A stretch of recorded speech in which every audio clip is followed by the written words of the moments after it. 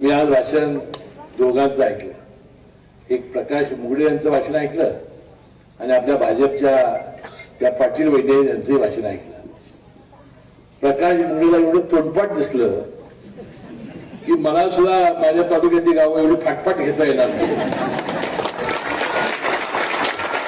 केरळवाडी वाडी ती वाडी ती वाडी ती वाडी मुगडे कॉन्फिडन्स भेटलेला काय आणि सगळे प्रश्न त्यांनी मांडण्याचा प्रयत्न केला आणि आपल्या भाजपच्या पाटील वैदिक यांनी अतिशय पद्धतशीरपणानं आपल्या भावना व्यक्त केल्या आणि या 12 वाड्याच्या ज्या ज्या अडचणी आहेत आणि ज्यांचा सामना त्यांना रोज करायला लागतो या गोष्टी आमच्या समोर ठेवल्या.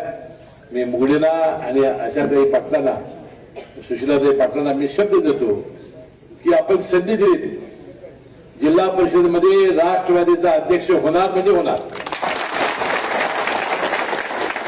तर आपल्या या 12ही वाड्याचे जे जे प्रश्न असतील ते सोडवल्याशिवाय आम्ही राहणार नाही असा विश्वासही मी या निमित्ताने व्यक्त करतो.